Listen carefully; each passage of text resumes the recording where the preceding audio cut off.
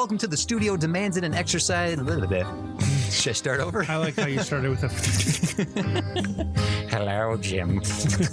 We're going to do a Studio Demands It for Silence of the Lambs. You know, it's a franchise. Like, think of how many, there's like 5 films for that. Mm-hmm. All right, let me do the intro here. Okay. Welcome to the Studio Demands It, an exercise in creative thinking where we will challenge ourselves to conceptualize, pitch, and craft a film based on the stipulations of a hypothetical Hollywood overlord. We talk movies all the time. In particular, we complain about the choices made in blockbusters. And of course, as any good nerd does, we automatically assume that we could do better, even with the demands and restrictions that clearly must have been put on the production. I am TCD Witt, and joining me, as always, is my co-host, Jim Pizza Beard Bruzelic. Hello, Jim. How are you? Hello.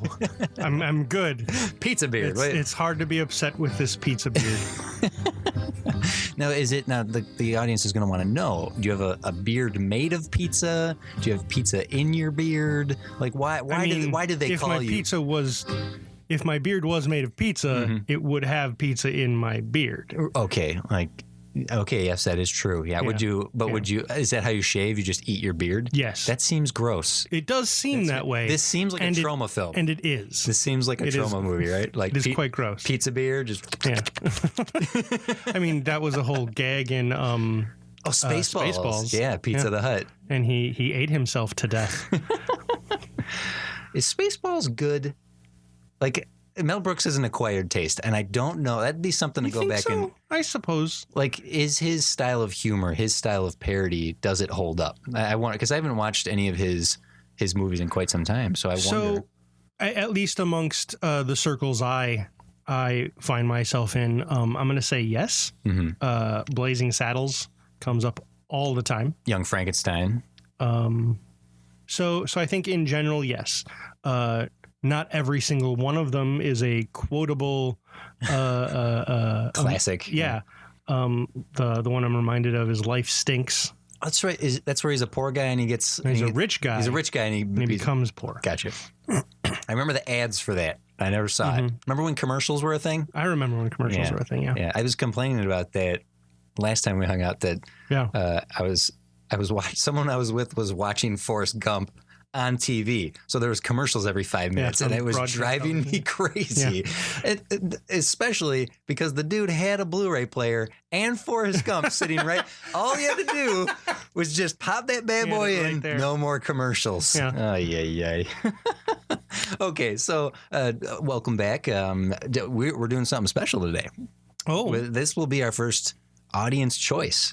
Ooh. Yeah. So where do we begin? We have a ridiculous pile of studio properties that we will draw from through the episodes that have come to this point, and we have had a few occasions where our studio audience has chosen based on our list. Yeah, it was like we gave them a multiple choice. Yes. Here are the ones that. Here's what I would pick. Here's what Jim would pick. Here is the option from the audience, but today we actually have from Lee Alley. Enjoy the show. I have a movie franchise you could do, and he's going to state it here. So again, for those who might be new to the show, what we're going to do is we're going to be given a movie that either existed or could exist, and we have to think, what would the studio want? First, we're going to try to think what the studio would want to actually have a successful film. And we will inject into it what we think would make a good movie. Okay. So this is a good one. So I have not given any thought. I've only seen what it is. So today, Lee Alley from the studio. Oh, and that reminds me, we have to have our listeners hashtag their studio. Yeah. Okay. Because Leah picked one, and she had her Better Than the Book Productions. That's right. Yeah. So we're going to have to find out what Lee's studio's name is. So Lee, once you hear this episode, comment, tweet at one of us, go up to the studiodemandsit.com, or you can find us at Studio Demands It on Twitter, and let us know what your studio name is. I think Alley Films, it's like a bowling alley. I don't know if I know Lee. Lee's one of my old friends. Oh, all right, cool. And I'm gonna do it anyway. I'm not gonna ask permission. I'm gonna ask for forgiveness. He actually has a podcast of his own. Oh, cool. Yeah, plug it away. About role playing games. It's called Roll of the Dice. Roll is in ROLE. Pun. Yeah, it's good. Yeah, and they talk about role playing games, and it started sort of like as a for new game masters and new gamers, like kind of like a how-to kind of thing. It's like a 101 kind of sort of, and it's grown into more than that. It's definitely good for anyone who cool. just loves talking about games, and what was it called? That's what they do there. Roll of the Dice. Roll of the Dice. Lee Alley. Thank you. A good plug for him. And so maybe it's Roll of the Dice Studios. Oh, there you go. All right. Well, today the studio demands. Enjoy the show. I have a movie franchise you could do. Home Alone, and the studio is demanding that Macaulay Culkin come back as Kevin McAllister. and one more demand from the studio. Kevin is Home Alone, not his kid. Okay. So Kevin is once again Home Alone. Okay. Where to begin? So I think we should begin with acknowledging that I believe Funny or Die or College Humor, one of the online comedy networks, they did something like that. Was he like a cab driver or an Uber driver or something? Because I seem to remember they did a short film where he's like a crazy man. Oh, I remember a scene of adult Macaulay Culkin jumping on a bed. Okay. Oh no, that was for Google. The Google. Was that what it was for? Yeah, they did. So Macaulay Culkin has gone back to do a couple Home Alone. They did a series of commercial, some ads for Alexa or Google. What's the Google Dot? What is it? Cortana? No, that's Microsoft. Oh. Well, it's the Google home device thing, and it was him reenacting moments from his, and Joe Pesci did a couple of them as well. Oh, did he? So they had a whole series of it. But Funny or Die or College Humor actually did do a short where he is like a cab driver or an Uber driver, and he's clearly suffering from some severe PTSD. Okay. And he it's a lot of cursing, and he makeshifts like a weapon to save him. And I can't remember. This is what happens when you're working on the fly here, but it does exist out there. Additionally, there are sequels to Home Alone. Yeah. So Home Alone 1, obviously, the classic that is. Home Alone 2, Lost in New York. Yep. Right. Then there's a Home Alone 3, which does not star Kevin McAllister or Macaulay Culkin. The McAllisters aren't in it. It's a kid who's homesick from school. French Stewart, I believe, is in it. And they're that sounds right. Robbing the neighborhood. Then there's a Home Alone 4, which is Kevin McAllister, but it's a new actor. And it was released as a straight-to-home release movie, but it was intended to be a pilot. Oh. And it is horrible. Oh, no. It is. Is that why we never saw a Home Alone TV show? So they approached Daniel Stern to reprise his role, and he was offended by the script. He was like, absolutely not. And I watched it because I had one of my nephews was into it at the time, so he was watching all four of them. Mm-hmm. And when that one came up, I was like, I didn't know there was a fourth one. It's atrocious. Kevin is a little turd. His parents have gotten divorced, so he lives with his mom, who is poor, and then he goes to live with his dad, who is super freaking wealthy, and that's the house that's going to get robbed, and it's terrible. Why? It's so bad. Why? Why would that be why set that up? I do not know. So that maybe the season arc is him trying to get his parents back together? I don't know. Are they suggesting that divorced parents more often forget children? I don't know. It's atrocious, right? So let's work under this. Wow. I can't stop thinking about Home Alone 4 now. Don't seek it out. But let's work under. Let's do. So studios. Hollywood. Go ahead. Hollywood has a system now. Mm-hmm. It's the soft reboot. It's the forget all the bad ones. We're just doing a sequel to the good ones. Yeah. We discussed this with Terminator. They did that with Halloween. Mm-hmm. They're proceeding to do it with other franchises as well. Just forget the bad ones. This is a sequel to the last good one. So this is number 3. Right. Yeah. So that's what we're going to create here is a Home Alone 3 where Kevin McAllister is back and he's home alone. Okay, so you have some thoughts. I'm nodding. That's great for audio. Great audio. You have to say it, nodding. Nodding. Nodding. Okay. So you dropped a couple when you were making the stipulations. You gave me a couple ideas. Mm-hmm. So he's an adult who's being left home alone, and you said not his son. Yeah. But I like the idea of him having a family that has left without him. Okay. Now, do you think it's a matter of? I guess you could, if he's just kind of I just want to be alone. I think Hook, you know how Sure. Peter Banning yells at his kids, "Can you give me quiet for just 1 minute?" That's really mean. But he just wants the weekend to himself, so he convinces his family to go, or is he a dick about it and they leave without him? Like, why is he alone? I see what you're saying. Fine, we'll go on this vacation without you. When I come back, I want a divorce. Well, it makes him a more of a not so great guy, but maybe that's the point, is he grows to become a good person, as most. I guess, is this going to be a Christmas movie? I demand it. Okay. I demand this be a Christmas release. Okay. Actually, let's take a second here. Home Alone would never get made today. The movie we got back in the 90s, right, would never get made today. I don't know about that. It wouldn't be made definitely wouldn't be one of the highest grossing movies of all time, because when it came out, it was if not the highest grossing movie of all time, very close to the top. Sure. And I just don't think that style of movie could exist as a tentpole anymore. I think it has to do, you could argue that that's because of Home Alone. Like Home Alone ruined it, like sort a one of. and done. Kids movies and family movies are different now. They tend to, right, they're usually animated. Not that they were not animated previously, but I'm thinking like the Despicable Me movies, Minions, and stuff like that, and then the Pixar films, like family films, do tend to be, because the live action ones I can think of are garbage. Didn't I reference Monster Trucks last episode? Yeah. Yes, you did. I've never even seen it, or have I? Look at this tattoo. Oh wow, that's a perfect recreation of the monster truck. I know, I love it. Shh, don't tell anyone.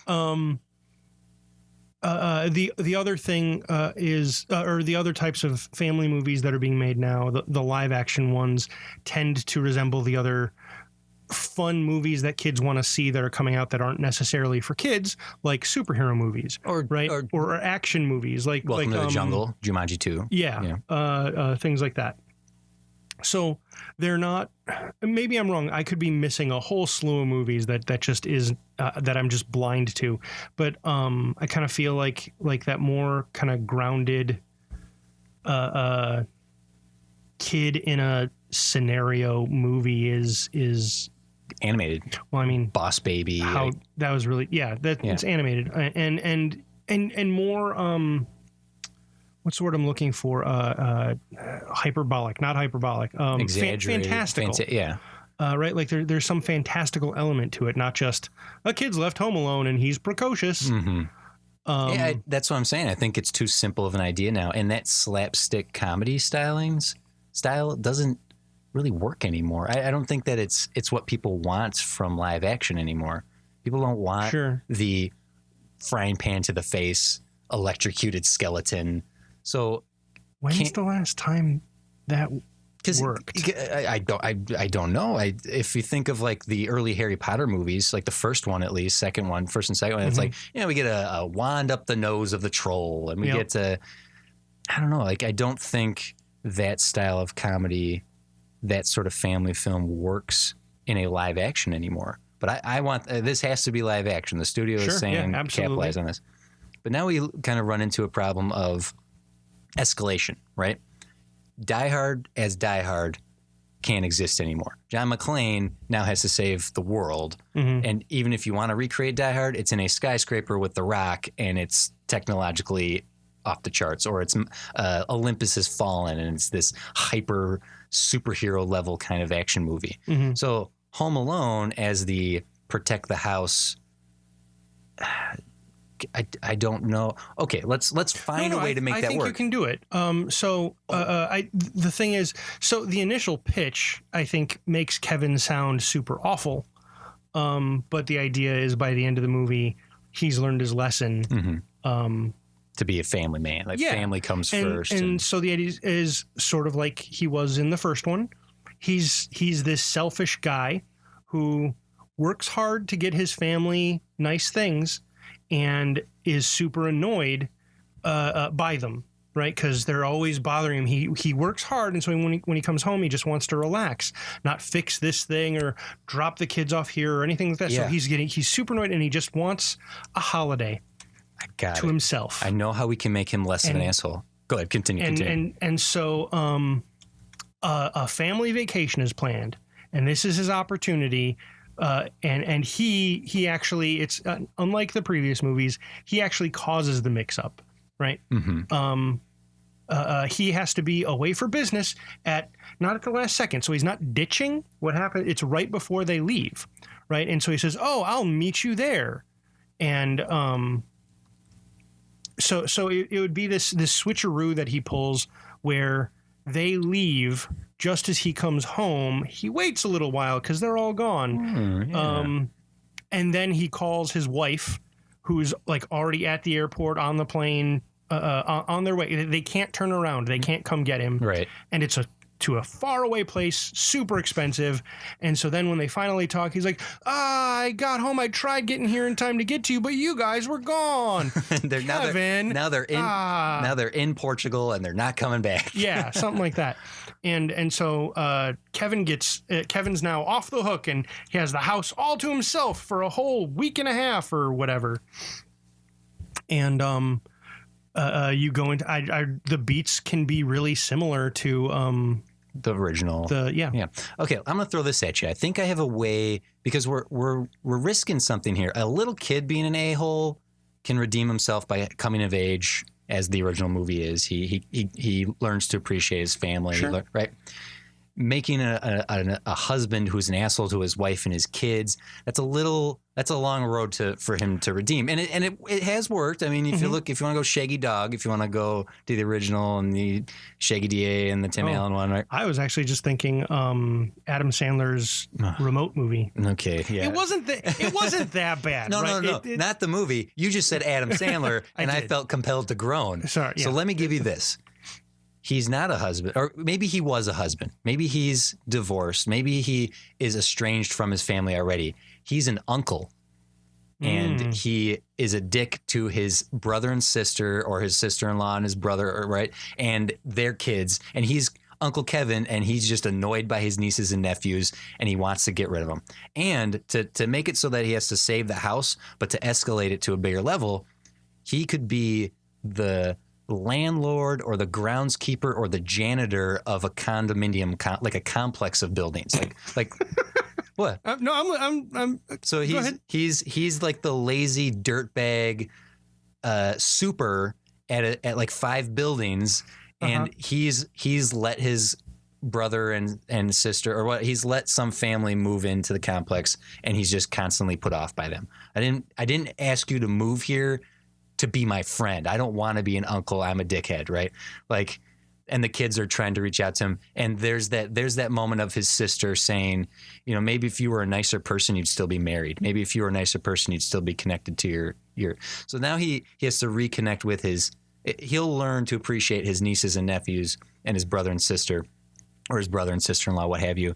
And then you have that, it's a little John McClaney that in the end, then he can contact his wife and kids and maybe show up on the doorstep for the epilogue of the movie, that he shows up like, hey, Merry Christmas, and reconnects with his family who maybe don't even have lines, right? So now I think it's easier to redeem an asshole uncle as opposed to asking us to forgive a dickhead husband who basically forces his family away. What do you think? It's an interesting angle. I like the mirroring to the original involving his siblings, and I kind of like the idea of it starting with the reverse, where his older brother is a big jerk to him and stuff. You reverse it, and now that they're older, he wants to be nice. The just make it Buzz. Nice. Yeah, Buzz is he's a dickhead to Buzz. Like, Buzz is just a big geeky, balding, kind of chubby. Like, oh, you know, we grew up together. You're my brother. I want to take care of you. And like, why are you doing this to yourself? You can do better. He's like, you don't tell me what to do.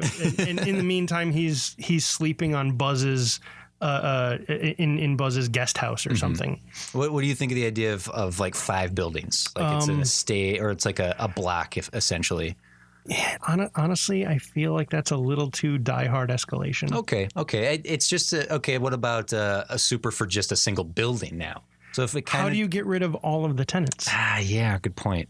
Okay. He had a whole building to play with in New York because they were remodeling it, right? So perhaps. Okay, I got you. Okay, here we go. Kevin blew all his money in a development deal to build an apartment complex, and it tanked. He didn't pass code. He cut corners. So the building is no one's allowed to live in it. So he's let Buzz and his family move in, and he lives on the ground floor.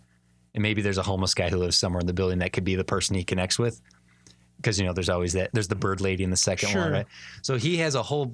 I'm not maybe feeling no. it. Okay, I'm sorry. And that's all right. If you got more for it, I'll definitely. I'm all ears. Well, it needs for the person he has to connect to. Yeah. I like reversing it. So the whole time. So I'm the angle I'm seeing it from is it's a house similar to the one he grew up in. Mm-hmm.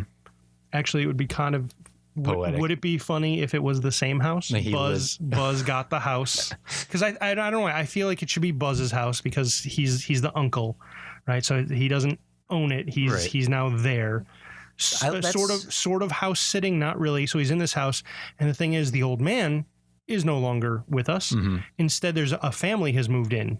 Okay, and Kevin McAllister isn't an old man, but he's kind of now the curmudgeonly one that the kids are like, oh, what's going on with that guy? He's shoveling salt on the... Yeah.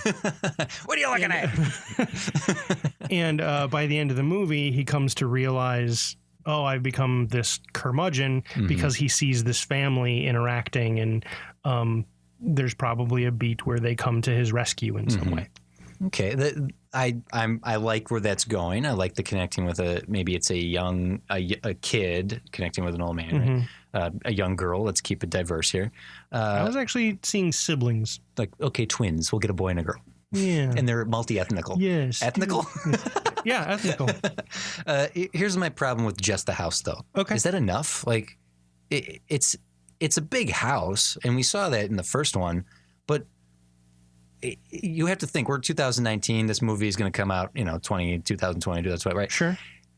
The house is going to have smart technology. It's going to have, a leaf, change the temperature thermostat, control the lights with the computer. Like, is the house big enough for the big action, like the whole end of this movie, right? Like, and we'll get to who the bad guys are, but I'm just thinking.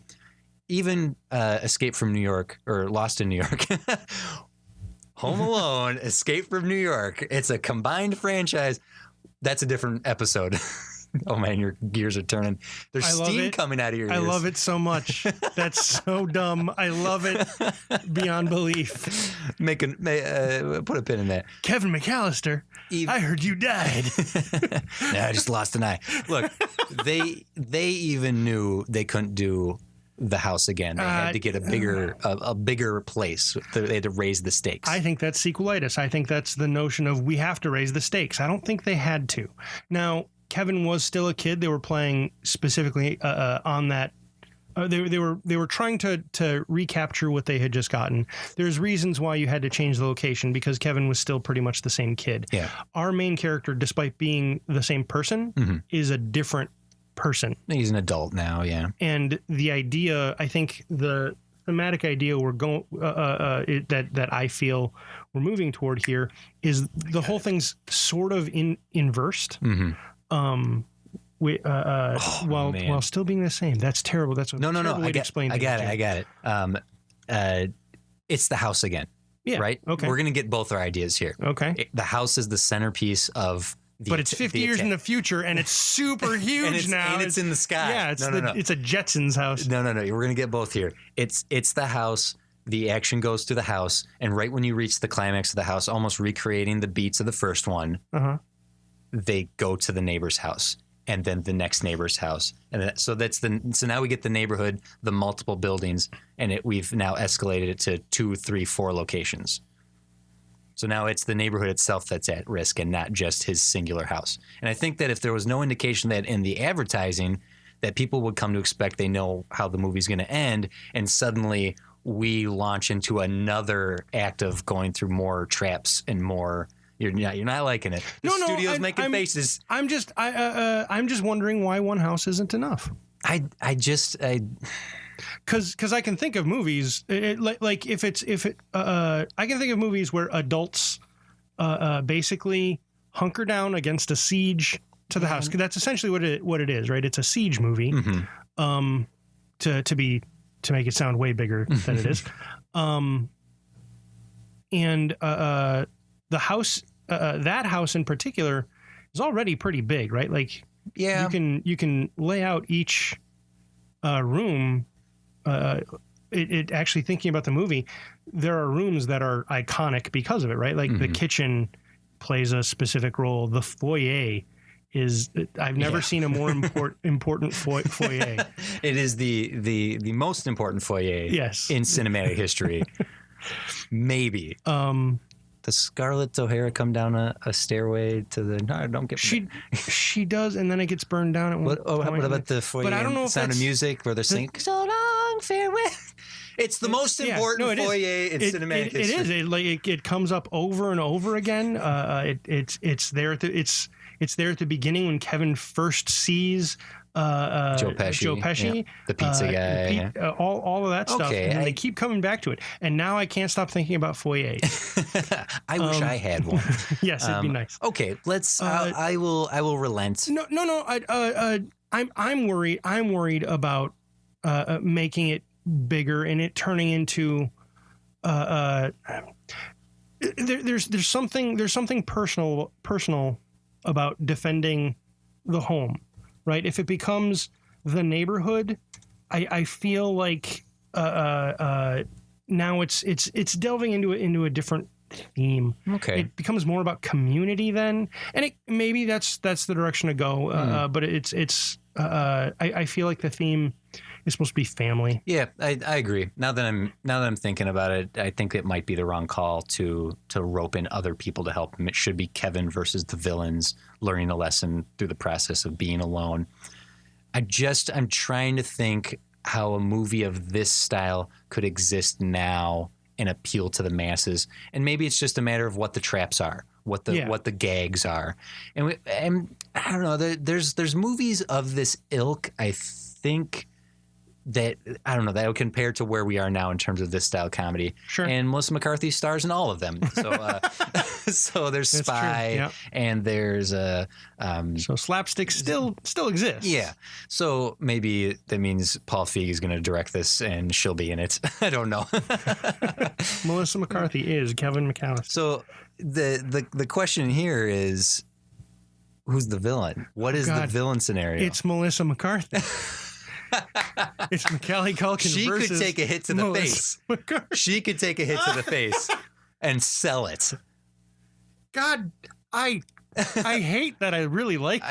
I didn't intend that for that to happen because I was just trying to think of. But you know what? She's the right person for this to be. Her and I don't know, Maya Rudolph. Do we want who's the Daniel Stern in this scenario? Because she is clearly the Joe Pesci of this scenario. Kate McKinnon. I think that's. Oh yes, yeah. Melissa McCarthy and Kate McKinnon are the bad guys in this. Yeah. What are they doing? What are they're not just robbing the house. Does Kevin have something that they need? Is it less about getting something from the house and specifically getting him? Okay, that's not a terrible direction. My first inclination is they are trying to rob the house, but it can't just be the wet bandits again. Right.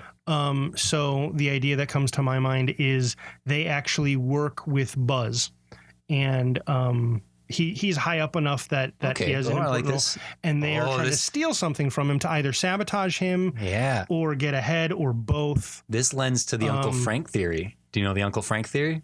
That he orchestrated. Orchestrated and hired the wet bandits. Yeah, and there's I forgot about that. There's clues in the background. Seriously, look this up. This is fantastic. Uncle Frank Home Alone theory. he was the mastermind behind it all. Like when they're all on the phones in the airport trying to get home, he's off to the side like yelling at someone. He's like, can't get through. Like, what's he up to? So Melissa McCarthy and Kate McKinnon work for Buzz, and they are retrieving, maybe it's a thumb drive, the classic, maybe it's a CD because Buzz is an idiot. We need a CD-ROM. Maybe. A laptop. See, actually, their CD-ROM reminds me too much of current events. So they are attacking that. They are attacking the house to specifically steal something from Buzz. Yeah, I think so. Oh, okay. So let's say the goal is to get that the MacGuffin, the one singular thing. But I don't know. Kate McKinnon's a klepto, and she keeps trying to get. Oh, we can also steal these candelabras. Oh, we can. It's like we're just here for the thing. Stop trying to steal the lawn jockey. But it's a great lawn jockey. Like she's there to like really rob the place, and Melissa McCarthy is motivated to get the one thing. So then they have this constant conflict. Yeah, actually, I like that once they get in the house, one of Melissa's like driven to find the one thing. Yeah, and Kate's like, oh. It's fair. This is a nice home. look what they did with this room. Look at these bound books. They have so many bound books. Do you think this is worth anything? It says it's a first printing. It's Jurassic Park. Put it down. Oh, I'm going to keep it. I'm just going to keep this. So that she's just like lugging around stuff by the end. So they are there to retrieve MacGuffin, right? Mm-hmm. And Kevin is there to stop them. Now we've entered a problem area here. Melissa McCarthy can take a hit. Kate McKinnon is hilarious. Do we want to watch Kevin McAllister assault these two women for 25 minutes? Oh, no. There's an issue here, right? Like, is fallen into a misogyny hole. Yeah. Is that a problem? Is it not? Why don't we think about that? Let's take a quick break here. We're going to throw an ad to 6.5 Media. We'll come back with more thoughts on Home Alone 3.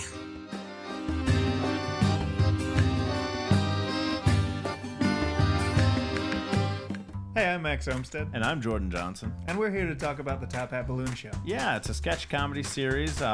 Each episode is a wacky new thing that will just fill your heart with joy. Comes out every week. Listen to it. Weekly. Yeah. Go watch a thing. You can subscribe to the Top Hat Balloon Show on iTunes or YouTube, or visit its website at tophatballoonshow.com.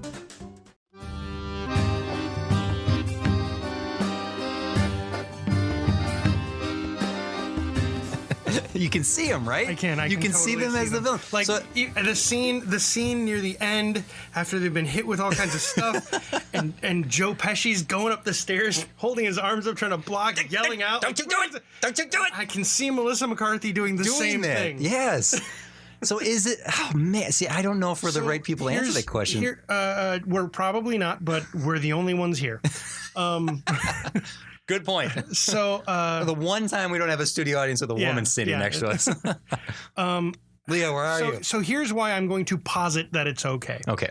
Because what's hurting them, what's doing these things, it's security measures. It's not Kevin trying to hit women.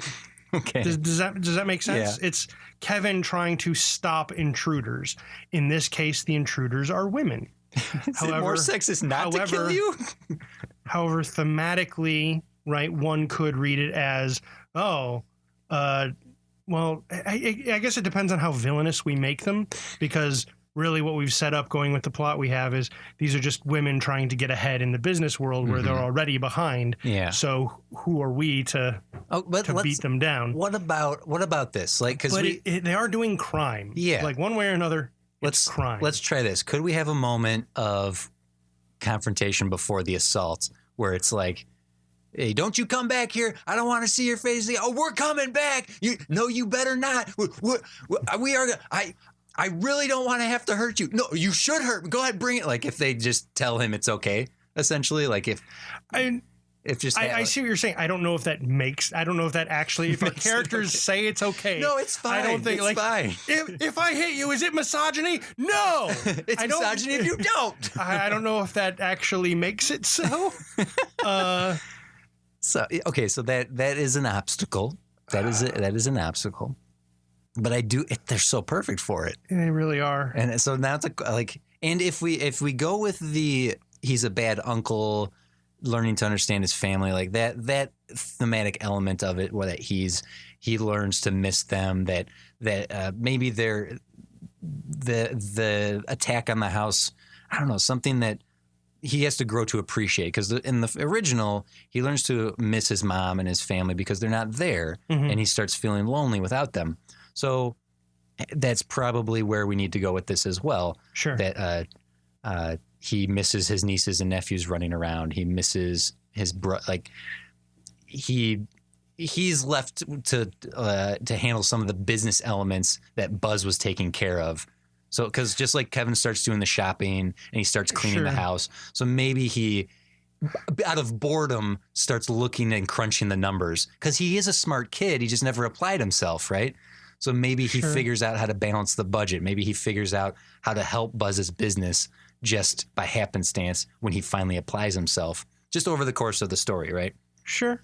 So maybe he, and I don't know, maybe we could go. Well, so it comes to mind because I think it's more than just learning to be a mature adult. Yeah. Right. Have the whole intro is where we're supposed to be showed how annoyed he is with the family. Mm-hmm. So I'm thinking if, we can make the property a little bigger. Maybe he really does live in a guest house or a pool house or something out back. Okay. So we do have a little more space to play in. And he lives above the garage, Fonzie style. and with the family being gone, that means he gets the whole big house to himself. Because in the whole intro, like in the first movie, we see how busy and chaotic it gets.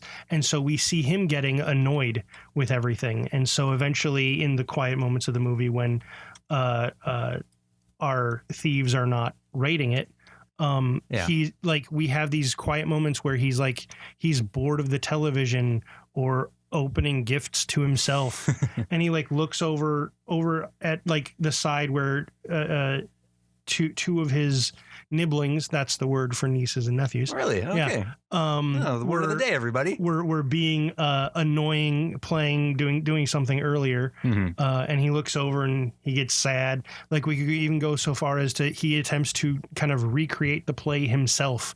Like he gets out whatever micro machines and then he pushes it away because it's not the same. It's not the same.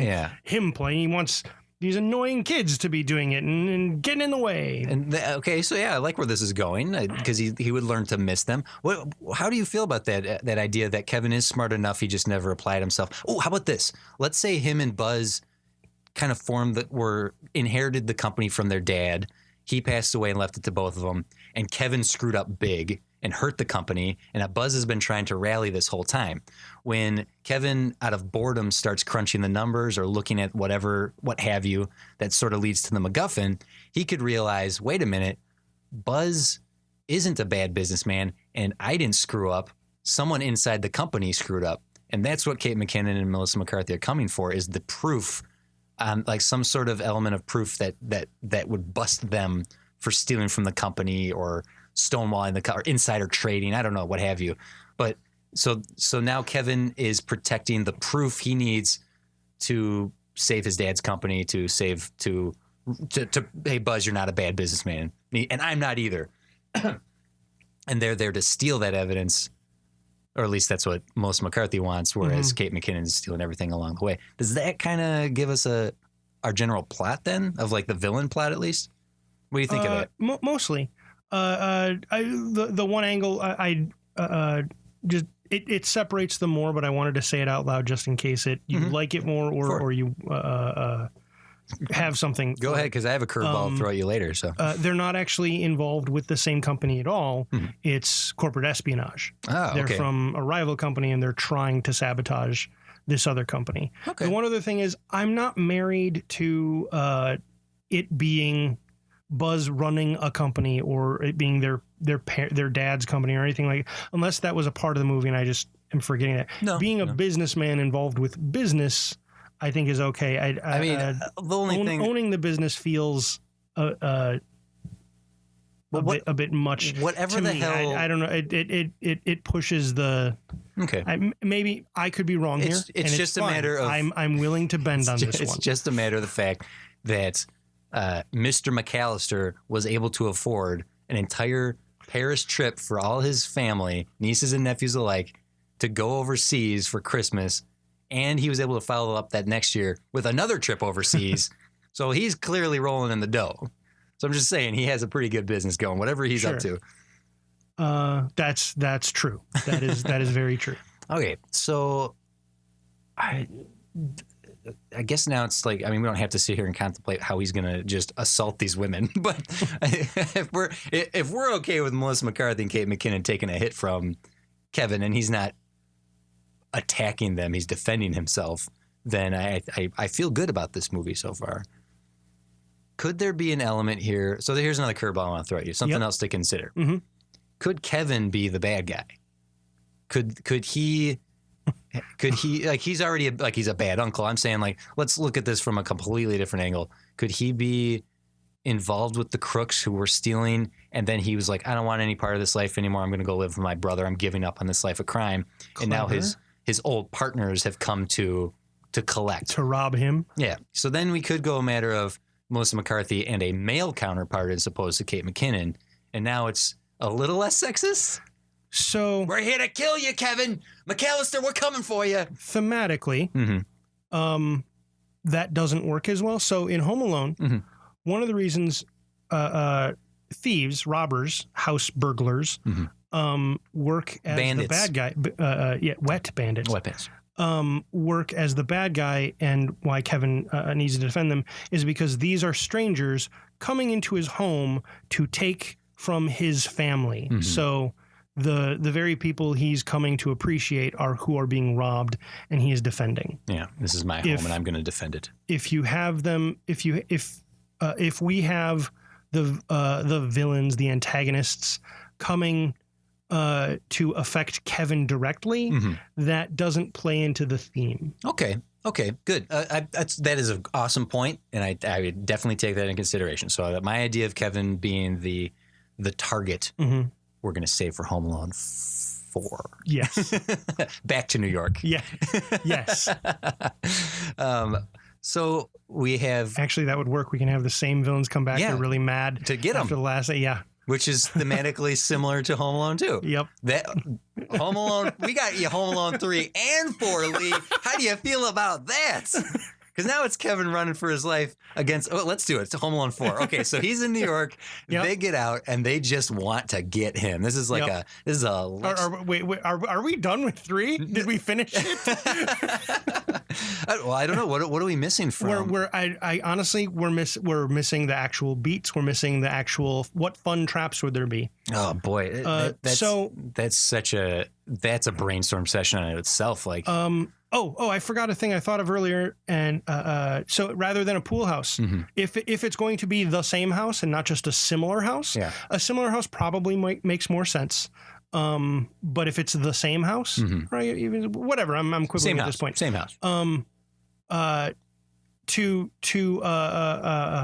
callback that I want to go for is, what if the basement's been furnished and that's where Kevin lives? By the furnace. He's not actually afraid of the furnace anymore. Yeah. If anything, he's annoyed by all the dang sound it makes. He put googly eyes on it. It's got a face. Yeah. Okay. So he lives in the basement, Uncle Joey style. Yeah.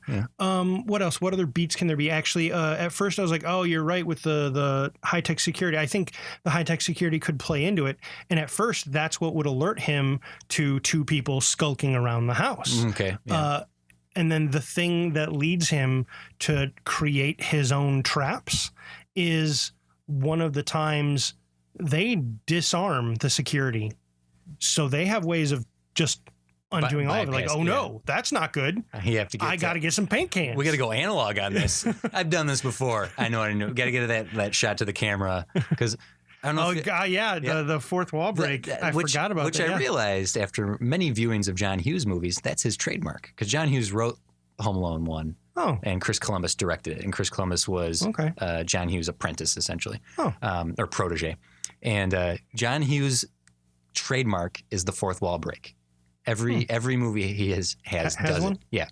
It's the like Ducky looking to the camera at the end of 16 Candles, Kevin screaming directly into the Ferris Bueller, obviously. Like that is his trademark, is the fourth wall break. So it's not the screaming. Oh, it's the this is my house. Don't be scared. You filthy animals. Or yeah, there's does one it a where couple of times. He's like, this is it. Don't get scared now. Something like that. yeah. So, this is it again. Don't get scared again now. So, yeah, I like the idea that he has to go analog because the two bandits here have disconnected the technology. I mean, we do some classic stuff like the paint cans, like the pipe over the banister. I don't know.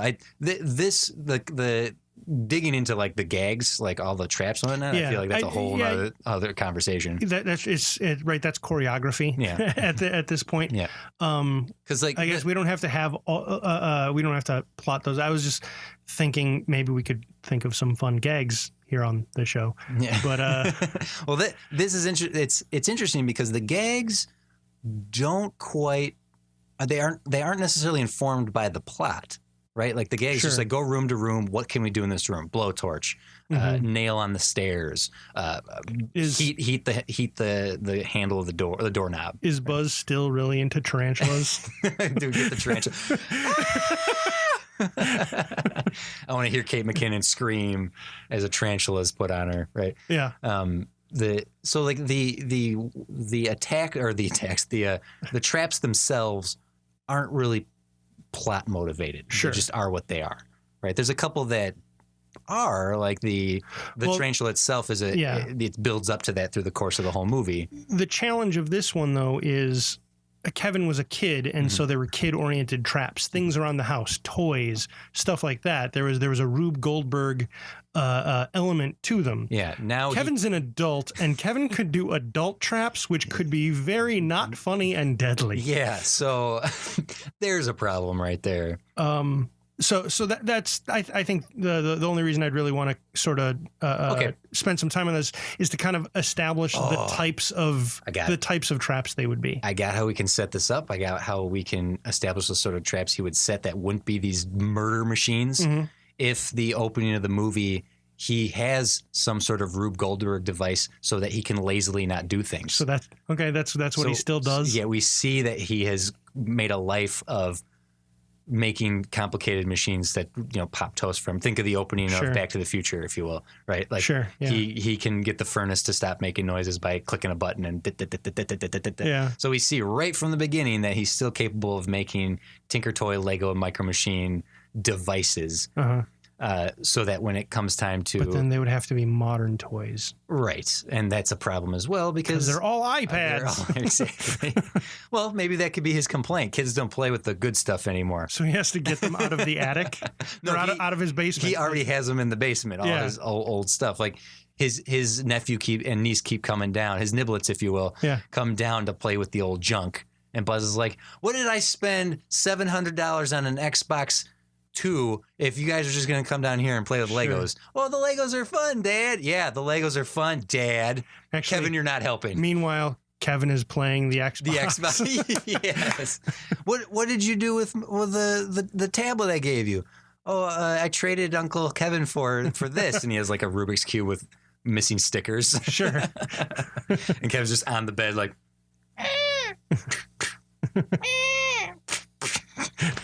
He's playing Angry Birds. That was my... Oh, it is. I identified it. Thank you. Immediately. I didn't feel... I thought it was so clear I didn't need to call it out. Thank you very much. So if we establish right from the get-go that he plays with old stuff and has Rube Goldberg devices, then that's what he can do to defend the house. Okay. Even to the point of overkill. Like...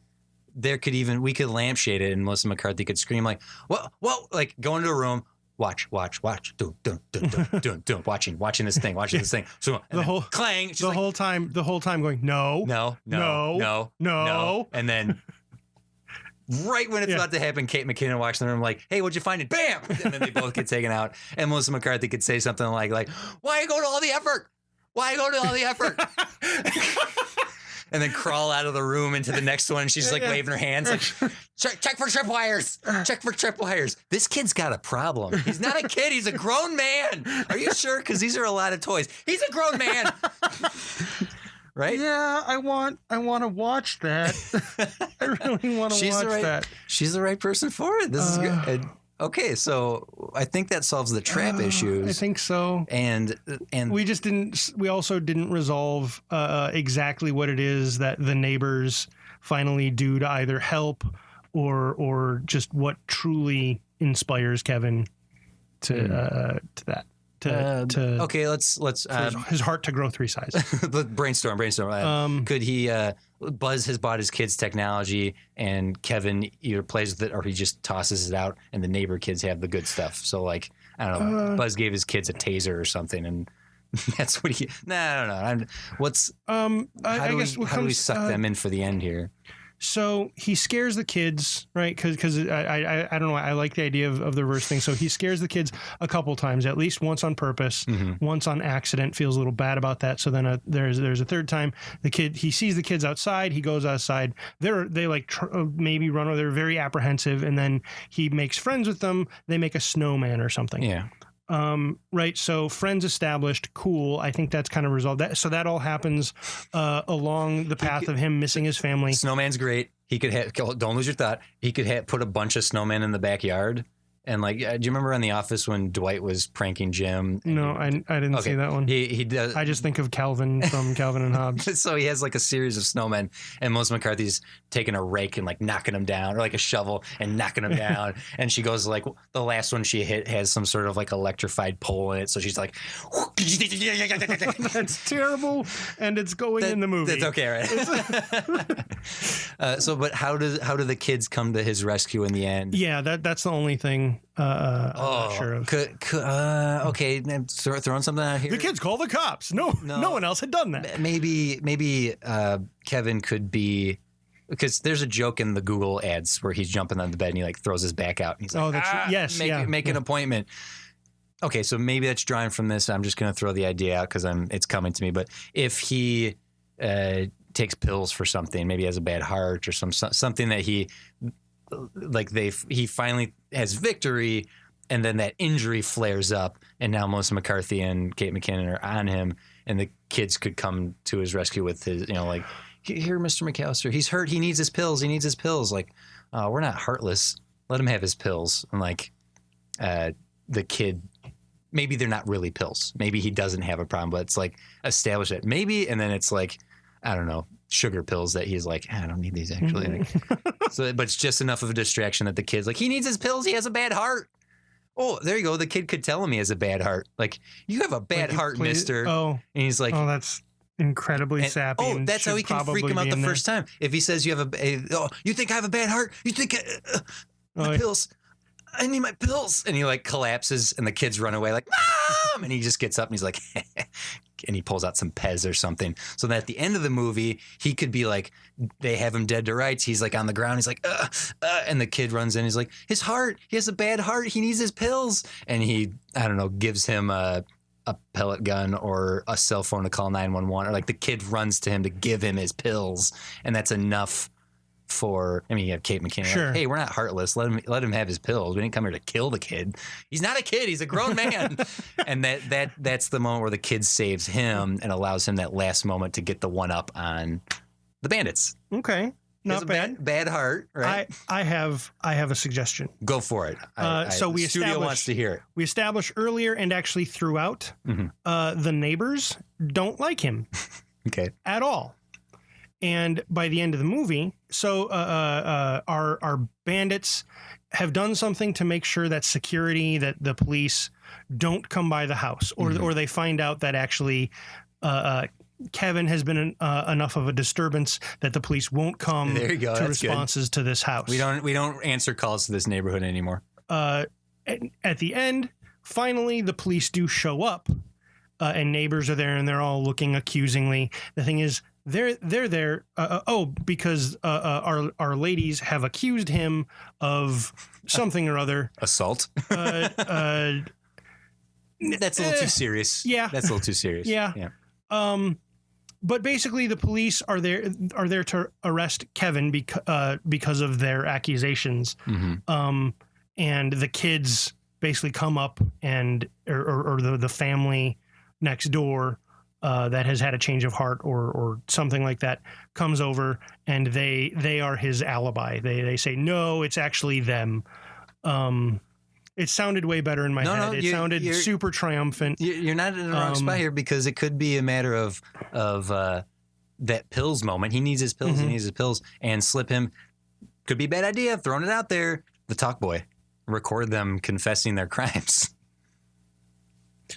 That's kind of so terrible it could work. That the kid we have the niece and nephew playing with the old toys. Maybe he finally gets fed up and dumps a bunch of his old toys in the backyard, and that's what he sees the kids going on as an attempt to forget his family. Yeah, and then the neighbor kid gets a box of the old stuff, and he chases them away with my heart moments, so that later, after they've had their 3 beats, they come in. He needs his pills, his bad heart, and then the kid's like has the talk boy and shows it to him. It's a little clunky and big. Maybe we could figure out a sleeker version of it, but so Kevin could be like, "Thanks, kid. What was this all about? Why did you doing this?" And Melissa McCarthy monologues, and Kate McKinnon adds too much information, and then they have it. So when the police show up, the kids be like, wait, he's innocent. Listen to this. Yeah. Sure. Yeah. I'm not entirely sold, but it can definitely go in the first draft at the very least. Okay, good. Yeah. Because you could have a moment of hearing the recording and Kate McKinnon being like, yeah, is that what my voice sounds like? Why does my voice always sound weird? Why do people, you hear it differently in your head and then you hear yourself recorded? I know when I edit these podcasts, I'm like, why do people want to listen to me for an hour? And that's why I let you do it. Aha. Go do the editing. Yeah. So I don't have to hear me. So I think that's it. And then the family comes back. The house is in good condition because the neighbor kids and Kevin fix it all back up. Yep. He apologizes to Buzz. He gives his niece and nephew Christmas presents that are some neat toy that calls back to the beginning of the movie. The sister-in-law is like, Kevin, you're all right. Oh. And they've reconciled. And the last moment could be Kevin calling his ex-wife. Holly style from okay. Die Hard. I want a final gag. Kevin does forget, and ideally we forget. Right. He forgets to clean. Actually, that happened in the first one, right? Mm-hmm. Yeah, he didn't clean Buzz's room, Buzz's office, or something. In the second one, he racked up all the charges on the credit card. Yeah. So there has to be that final. Yeah. Kevin.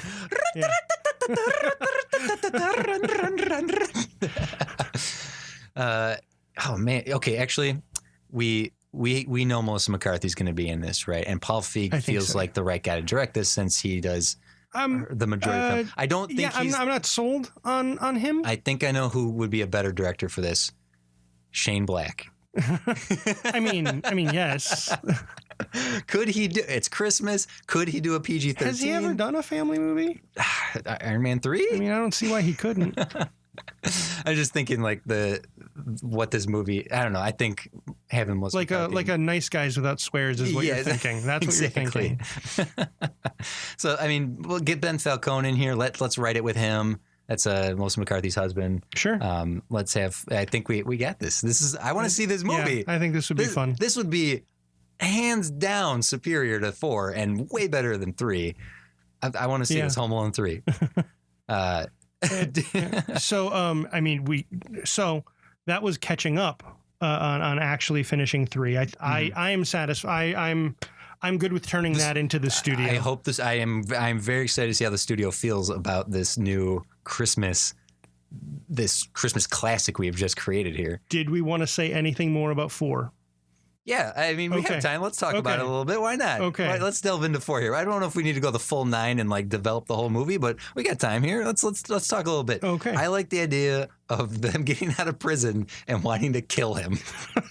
just straight up murder. That could be Melissa McCarthy's like, we need to get him. We need to get him. And then Kate McKinnon. What does that mean? Yeah, that's exactly it. Melissa McCarthy's like, we're going to get him. Yeah, that's right. We're going to murder him. Hold on. I said get him. I didn't say murder. Well, what do you mean by get him? Well, just make him pay for what he did. Yeah. Like murder. And Kate got real hard in prison. She's got a teardrop tattoo. She wears a bandana now. She's all in Orange is New Black. We'll take a finger for each month we did in prison. Jeez, what did prison do to you? I said get him. I seriously don't understand what that. I still don't understand what that means. It writes itself. I mean, we write that and they'll go to town on it. They got it.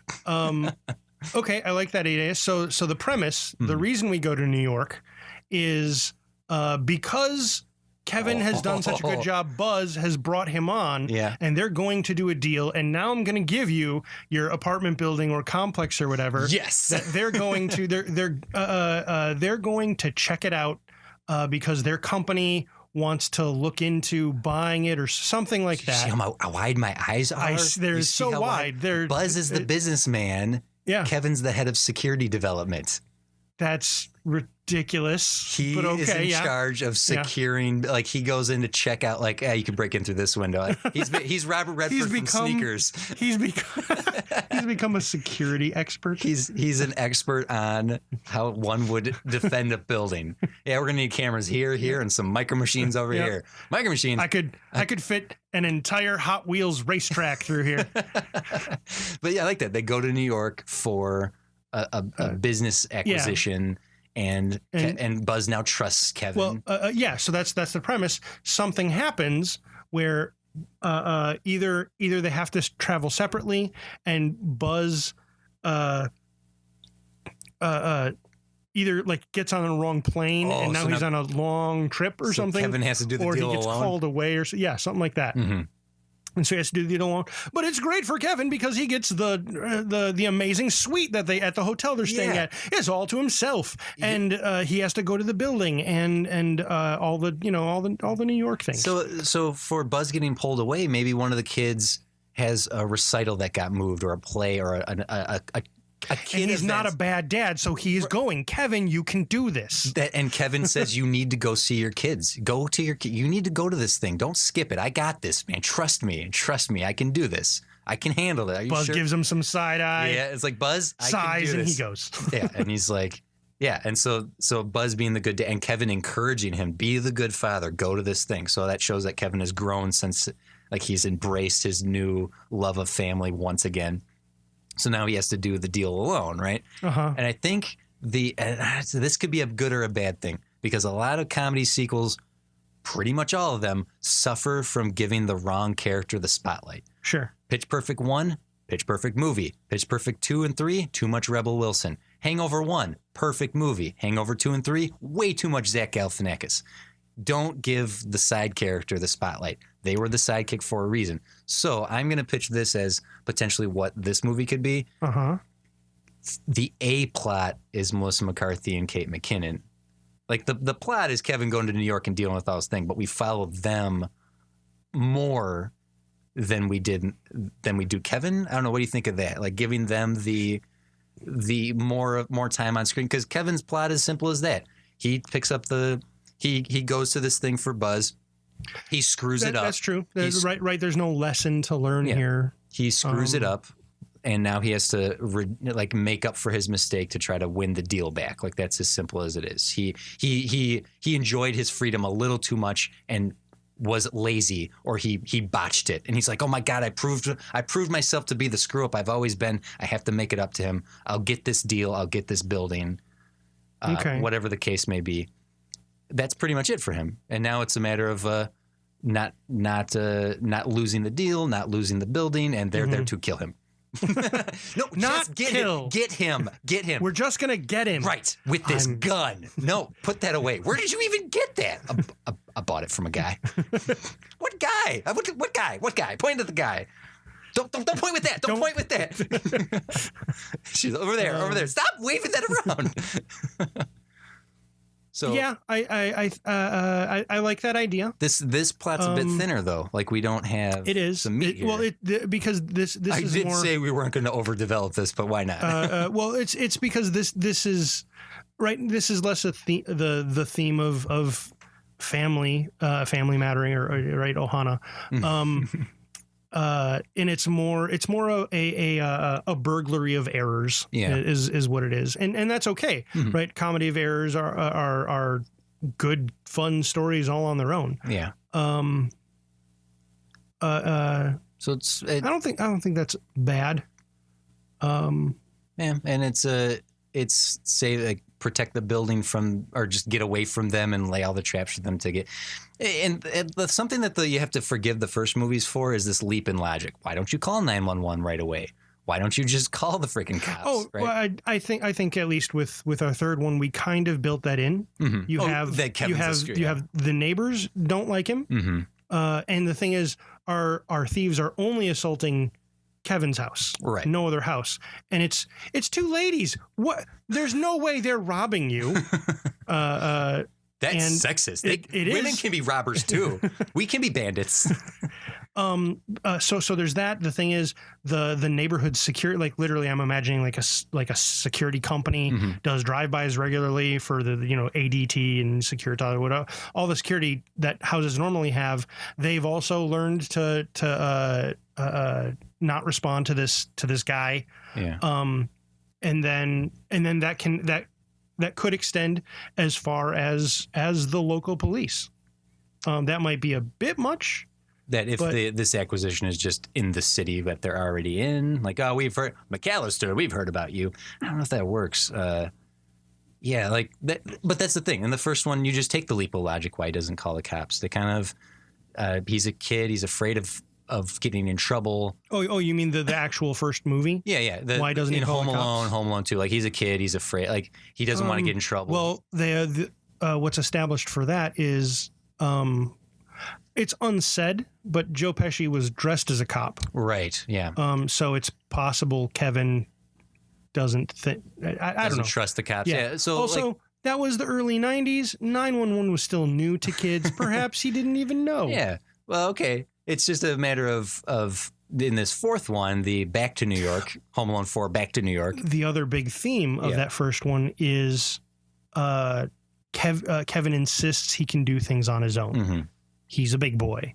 And so if you were to have him do the logical thing, like call the cops, Yeah. that undermines that theme. Okay, I think I got an idea here to fill out 4. Okay.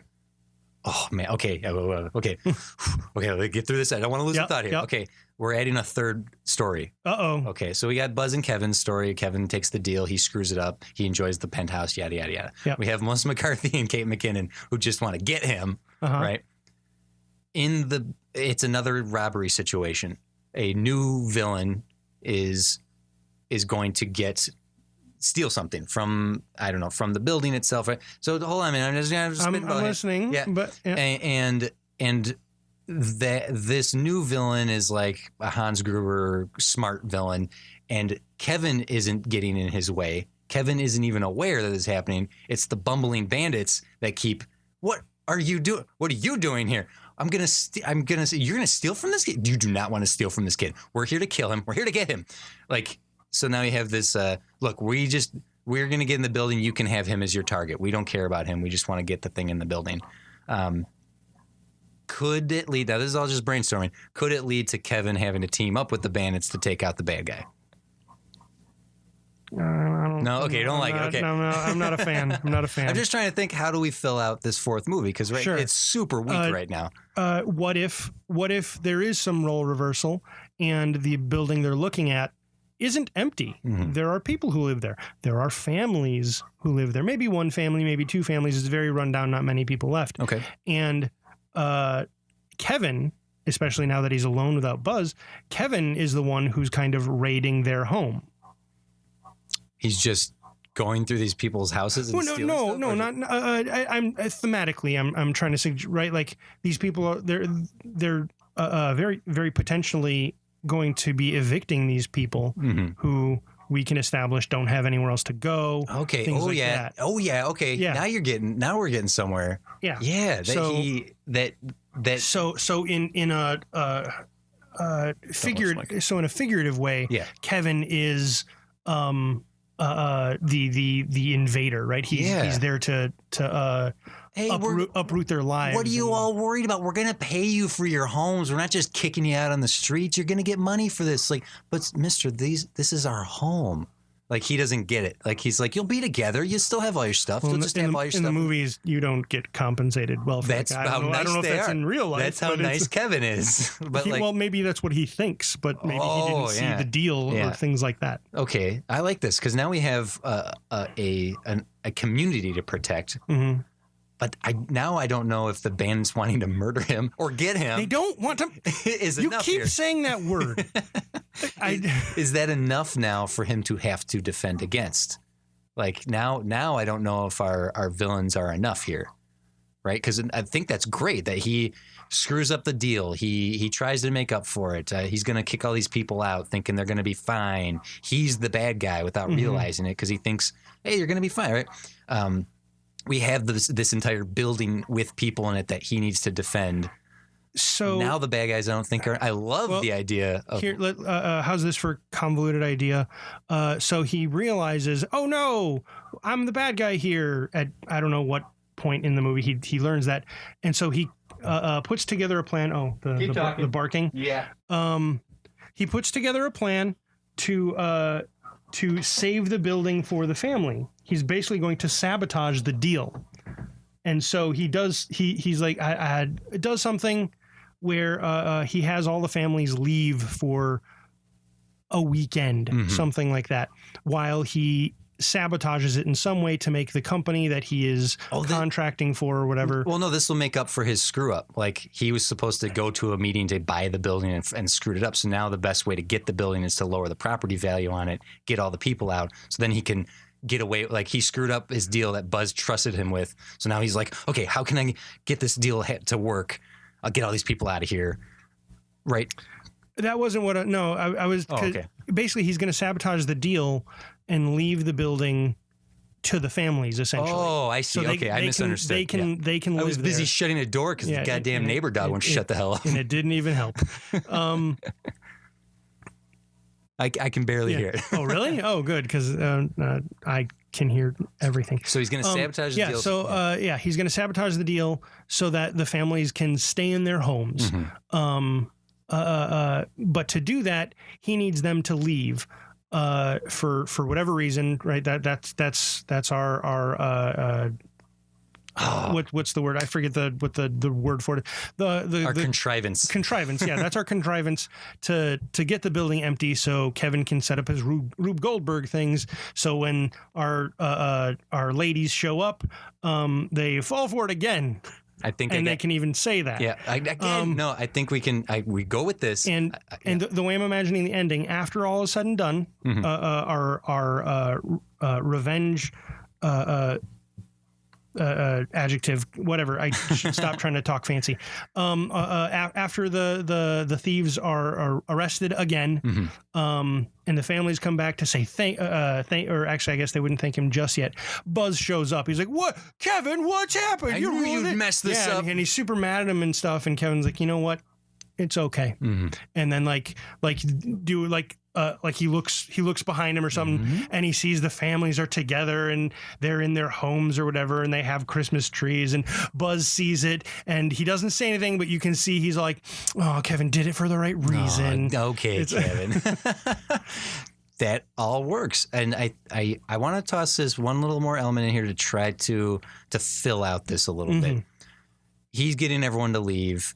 He's going to sabotage it so they all get to stay, right? That's your pitch. He needs to lower the value of the building in the eyes of the property in the eyes of the company attempting to acquire it. Okay. Could there be a third element here of someone who realizes that all the tenants have left the building? Some like scummy street level crook who is like, hey, now's my chance to steal all this crap from it. It's much like the Wet Bandits from the first one.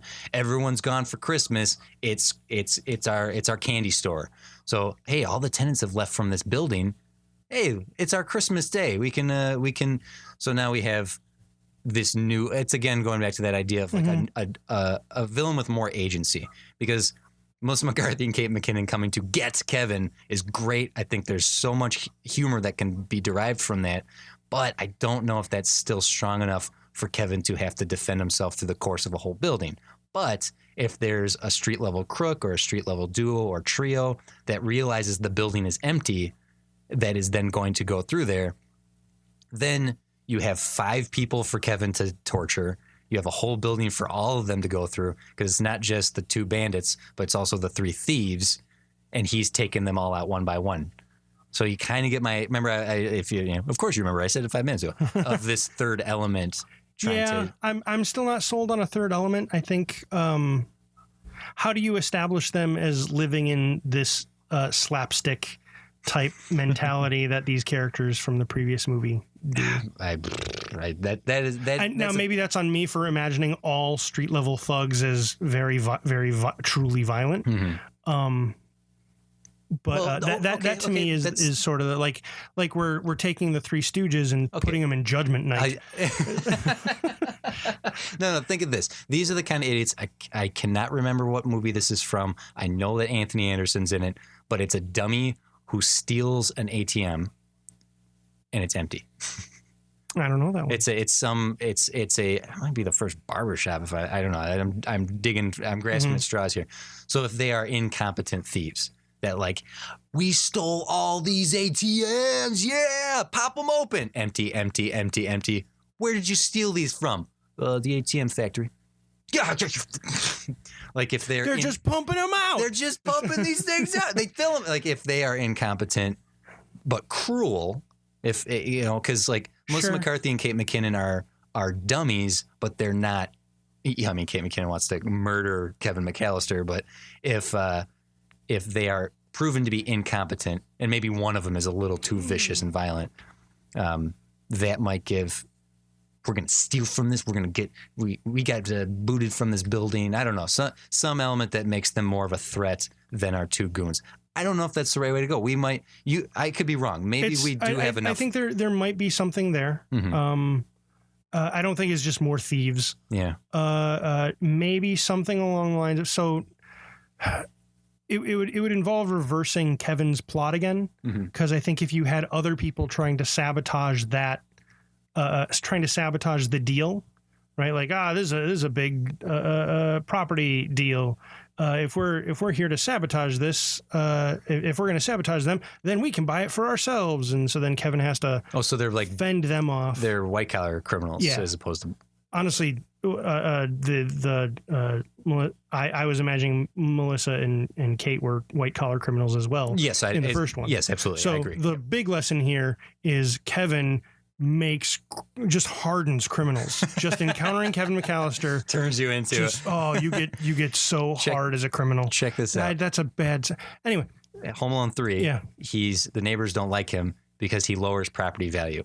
He just does stuff. He's a cooler for land ownership. Yeah, he creates like lower property value just by his mere existence, right? So that's what he can apply to the his apartment presence complex. Soils the land. He's like, I need to lower the property value. Trust me, I know what I'm doing. Like, so it's not that he's security; it's that he's still security, but that in an effort to lower the property value so that he can then buy the building, or maybe that's it. Maybe he screwed up the buy, and now the only way he can purchase it is with what money he has, as opposed to the money Buzz gave him. Maybe they're there to do the right thing. They want to buy the building and keep it for the families, right? They don't want to tear it down. That's what Buzz and Kevin want to do. Yeah. But Kevin messes up that deal because he was jumping on the bed in the hotel and ordering room service instead of going to the meeting as Buzz trusted him to do.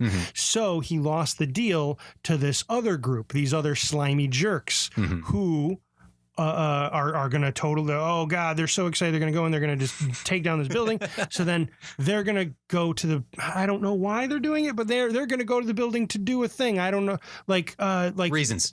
The contrivances, they can only buy the building if everyone is already out. They don't own it. They're not allowed to evict people, so they need to do something to drive these people out. Okay. Kevin decides, no, I'm going to defend them. So, get out, families.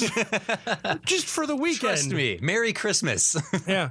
And like he buys them fancy hotel rooms or something. He uses the money. The company car. So at the end, Kevin, you drove up the hotel bill. Why did you get every room at the Plaza? It's a great hotel. It's the fanciest in New York. That's it. There it is. Right. So now we've added 2 or 3 more slimy white collar dudes who are trying to drive off these families. And they go through all the traps. They go through the traps as well as the other two. Melissa and Kate. Just so they can have that moment of like, we're going to get him. No, we came here to get him. You get in line. No. You know what we just went through? Well, we went through it twice. We get to get him first. And they're just arguing and Kevin just slinks away. So the scene I really want to have is there's a point actually where Melissa and Kate get him. Mm-hmm. And got you. Like that's what they do. And then like they might say a couple things, but otherwise they don't know what to do. Okay, now that we got him, what are we going to do? Any ideas? Well, you wouldn't let me. You wouldn't really mad at you. I had an idea, but you wouldn't let me bring my machete. We're not going to. I told you we were going to get it. Well, what's the definition of get? How about just some light dismemberment? Oh, I could bite his finger off one by one. That's a great idea. And then he's gone. And then, wait, hey, where'd he go? The elevator door's shutting. Yeah. So something like that. I like it. Does that work? Yeah. All right. We made two Home Alones. 2 Home Alones for you. Yes. I honestly. Oh God. I don't know what it's going to be about. But because everything You're not doing a trilogy. No, right? it's okay. I just the title. Yeah, it'd be Home Alone 5. Mm-hmm. Homes Alone. The S in Homes is a 5. It's a mobile home car chase at some point in the movie. Vin Diesel plays the bad guy. Oh God, yeah, no. Well, I don't know about the chase, but definitely now that you said it, it has to be. The fifth one is about a trailer park. A trailer park of mobile homes. Oh my God! Home Alone meets Fast and the Furious. They're all empty for. We haven't come up with that yet, and Kevin has to hold off. More land developers. All these dang land developers. I think we have certainly come up with a better third and fourth movie than existed. I did not expect us to do a fourth one, but I am so happy we did. That was amazing. Okay.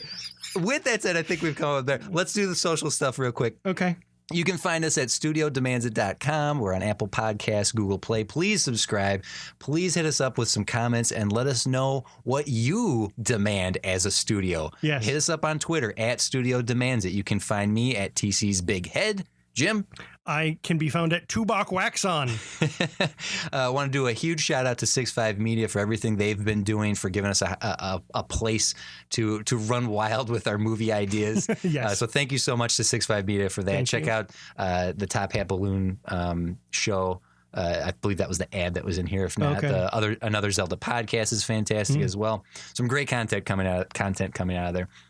But I think that's it. I think we've given Kevin McAllister quite the franchise of films, and I think we honestly came up with a blockbuster, like a worthy.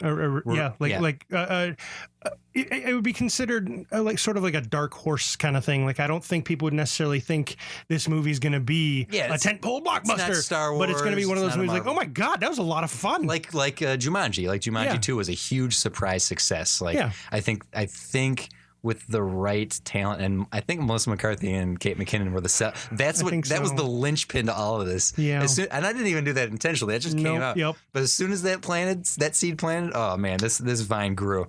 All right. Well, Jim, thank you so much. This was a lot of fun. Thank you.